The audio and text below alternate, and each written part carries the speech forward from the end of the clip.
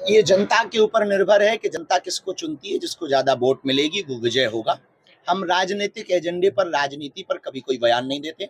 हमारा काम सबको एक करना है, हमारा काम सनातन का प्रचार करना है, हमारा काम हिंदुत्व को मजबूत करना है। जो बहुत स्वच्छ छवि के हों, जिनसे देश का, नगरपालिका का, नगर का, प्रदेश का भला हो, उनको मतदाता मत दें ताकि उत्थान हो और उन्नति हो। आप यहाँ पर आपको लग रहा है कि आपकी वजह किसी को डिमोटिवेट या किसी को मोटिवेट करने नहीं आए हैं ना, हम राजनीतिक एजेंडे से आए।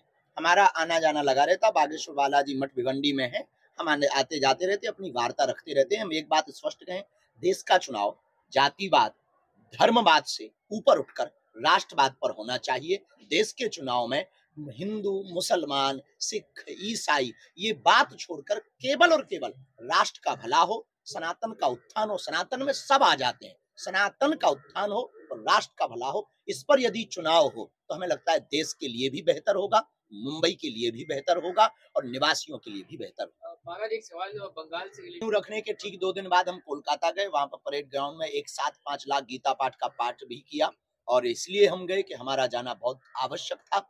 हम किसी भी धार्मिक परंपरा मानने वाले लोगों के खिलाफ नहीं है। उन्हें अपनी पूजा पाठ करने का पूर्ण स्वतंत्र अधिकार है। 1947 में भारत की आजादी के बाद तो संविधान के तहत कोई भी अपनी देवी देवताओं का, किसी भी मजहब का व्यक्ति अपने देवी देवताओं का स्थान बना सकता। लेकिन विदेशी आक्रांता के नाम पर, बाबर के नाम पर यदि देश में कोई भी स्थान बनाया जाए तो ये इस देश का दुर्भाग्य है। और निश्चित रूप से हम ये बात कह सकते हैं कि फिर से हिंदू 1992 दोहराने के लिए तैयार रहेगा।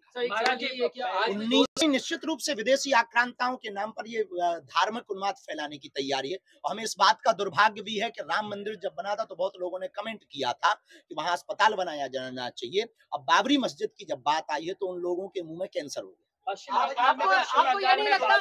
आम आस्था का विषय है, राजनीतिक एजेंडे का विषय नहीं है। इस प्रकार की बातें फैला करके सिर्फ उन्माद फैलाया जा रहा है। राम पर श्रद्धा है तो आपको पूजा करनी चाहिए, नहीं है तो मुंह बंद रखना चाहिए। हम जैसे किसी भी मजहब के खिलाफ नहीं बोलते।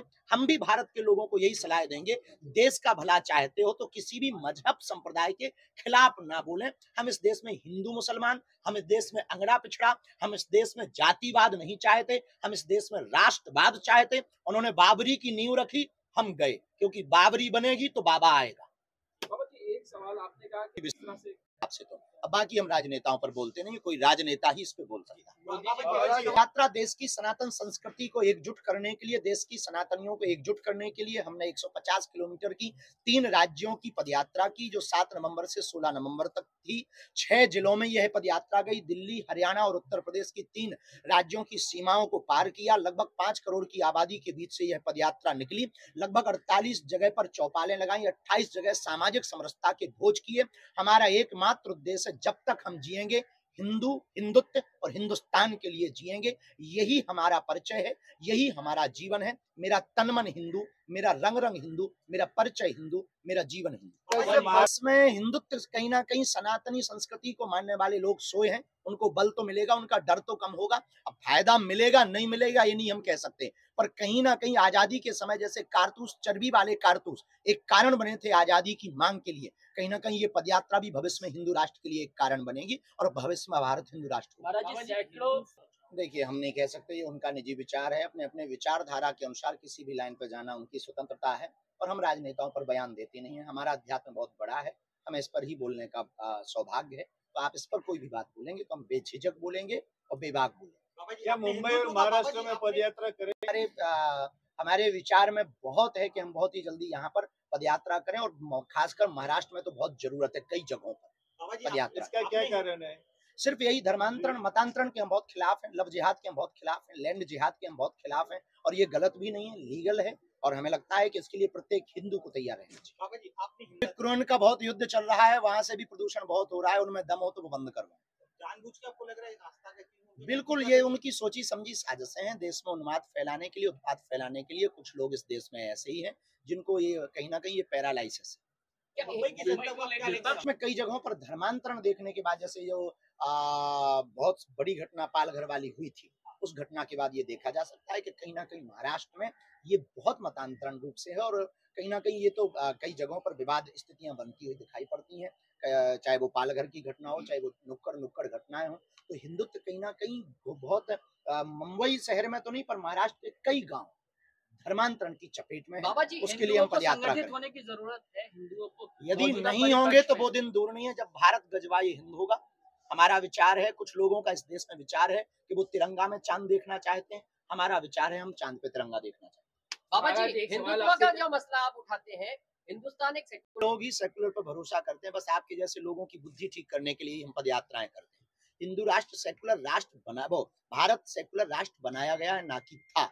इसको बनाया गया है और जबरदस्ती थोपा गया है। हम किसी भी ये नहीं चाहते कि भारत हिंदू राष्ट्र होगा तो मुसलमान नहीं रहेंगे, भारत हिंदू राष्ट्र रहेगा होगा तो मुसलमान भी रहेंगे और ईसाई भी रहेंगे, बहुत स्वतंत्रता पूर्वक रहेंगे, इसी प्रेम पूर्वक रहेंगे। जैसे दुबई में 72 कंट्रियों के लोग रहते हैं, वैसे ही भारत हिंदू राष्ट्र होगा। ये लोग कहीं जाने वाले नहीं। हम सिर्फ एक सलाह देना चाहते हैं, हिंदू राष्ट्र से शिक्षा नीति बहुत परिवर्तित होगी, और शिक्षा नीति परिवर्तित होगी तो इस्लाम धर्म से उनके पढ़े लिखे लोग डॉक्टर, आतंकवादी नहीं, अब्दुल कलाम बने। महाराज, एक सवाल जो आम पूछना आदमी चाहूंगा पार्टी आपसे के कि ये देंगे कि यदि आप अभी नहीं समझे तो वो दिन दूर नहीं है जब तुम्हें मुंह तोड़ जवाब दिया जाएगा। देश के प्रत्येक, ये केवल हमारी जिम्मेवारी नहीं है, केवल हमारी 100 करोड़ हिंदुओं की जिम्मेवारी है जो सनातन हिंदुत्व और राष्ट्र के खिलाफ है। इस देश में रहने वाले प्रत्येक व्यक्ति को मुंह तोड़ जवाब देना चाहिए, वरना घर में घुसे रहना चाहिए। आम आदमी पार्टी के सांसद हैं संजय सिंह। ठीक है, वो अपनी अपनी दृष्टि है राम को देखने की, अच्छी बात। बाबा जी, एक सवाल बाबा जी, उनको राम एक दिखाई सवाल- दे, एक बाबा जी सवाल- हमारे एक सवाल खिलाफ। राम लला हम आएंगे, मंदिर भव्य बनाएंगे, ये सपना पूरा हो गया। अब तो दूसरा नारा चालू होगा, कृष्ण लला हम आएंगे, माखन मिश्री खाएंगे। और इसके लिए हम बहुत ही जल्दी श्री कृष्ण जन्मभूमि के पास हनुमान चालीसा का पाठ करने जाएंगे। बाबा जी, और ये पहली बार बोल रहे हैं, अब तक बताया नहीं, पर अब बता देते हैं।